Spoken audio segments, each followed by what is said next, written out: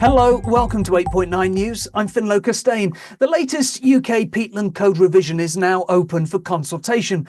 I spoke to Dr Renée Kerkvliet-Hermans, the Peatland Code coordinator for the IUCN UK Peatland Programme, and I started by asking her why so much UK peatland has become a carbon source rather than a carbon sink. So peatlands are indeed generally in a healthy state, are a really good carbon sink. But back in the days, we thought our peatlands were wasteland. So we've tried to make use of them, and to make use of them, we've tried to drain them, because peatlands are naturally waterlogged and really wet and socky soil. So it's not really you cannot grow plants on it, you cannot grow a crop on it. So we've tried to drain them and make use out of them. Not very successful in a lot of places, and that meant that as soon as you drain your peatland, you get oxygen to your peat layer that decomposes your plant material that was locked in there, so your carbon that was locked in there, and then it comes out as CO2. So then they become a carbon source. Overgrazing is also part of it, and generally just air pollution as well. So there's all these human aspects have resulted in an integration of our peatlands in the UK. Do peatlands naturally dry out, or is this always a response to human activity? That's a good question. I think it's generally in 99% of places in the UK, it's down to human activities. Obviously, climate change means some areas of the UK are becoming drier. And we see that especially degraded peatlands are a lot more in trouble if you do get a drier climate, and healthy peatlands are more resilient to that. But we don't really know what would have happened if we didn't degrade them. So if maybe in some places those peatlands would have degraded naturally, or as much as you can call climate change naturally, because obviously we've done that, we are doing that to the planet as well. But yeah, it could have an impact in some areas in the UK. So if water is the key element, then what are the chief ways that peatland can be restored? So the key thing you need to do is get your water table back up. So if we've dug drains to them, it's blocking those drains. If you've created bare peat, or if there is now bare peat, is getting vegetation back on that peat, so to lock that back in, so you cannot wash that away or cannot be blown away.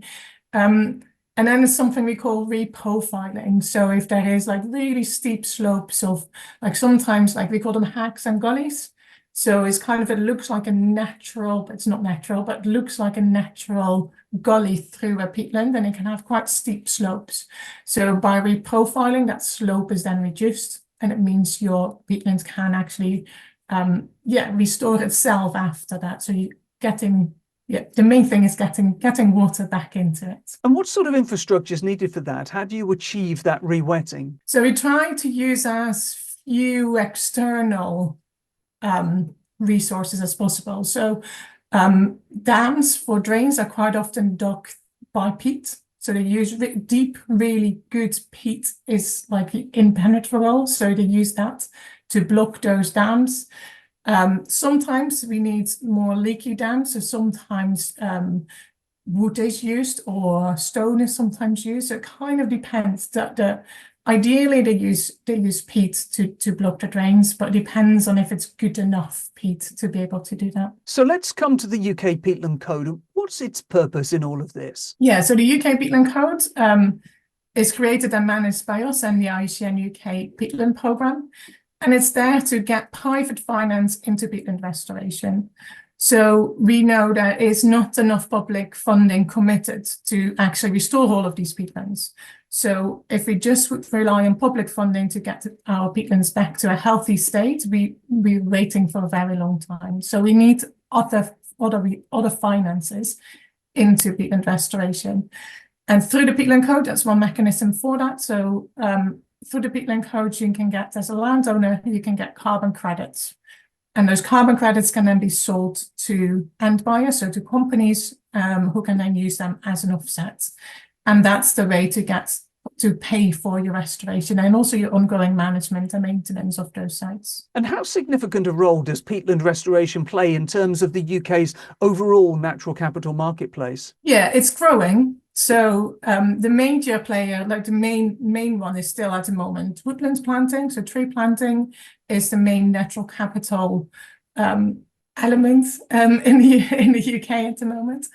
But we are growing. So we are growing quite significantly every year. And like I just said, there's a lot of peatland that needs to be restored. So there's a big opportunity to grow as well. So the Peatland Code is a mechanism that underpins private investment into peatland restoration.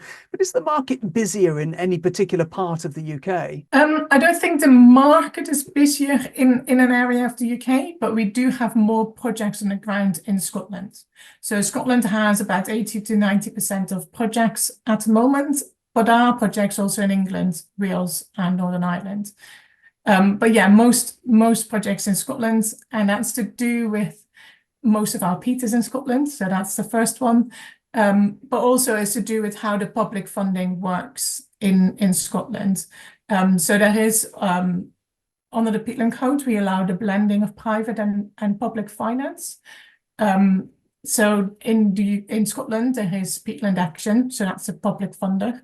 And we've worked really hard with Peatland Action to align the Peatland Code and Peatland Action. So you do a lot of the information gathered works for both. Yeah, so there are other reasons, but those are the main two reasons. Now, the latest revision of the Peatland Code is out for consultation. Who's it aimed at? Who do you want to respond? And what's the purpose of the consultation? Yeah, so indeed, version 2.1 is out for public consultation, and that's really to gather feedback on any of the changes we are proposing to make. So there's no big methodological changes in this version. It's really updated guidance. There's a grouping element proposed for the first time on the Peatland Code, for example. So it's really aimed at people that are wanting to use the Peatland Code, are currently using the Peatland Code, or maybe are not using it because there is something that doesn't work for them. So we've got specific questions in a consultation, but there's also an open question for any other feedback. So yeah, if it's basically, we would like to get as much feedback as possible to make it as good as we can and as useful, because our goal is to get these peatlands restored. That was Dr Renée Kerkvliet-Hermans from the IUCN UK Peatland Programme. More news on our website, 8.9.com. That's all for now. We're back soon. Thanks for watching.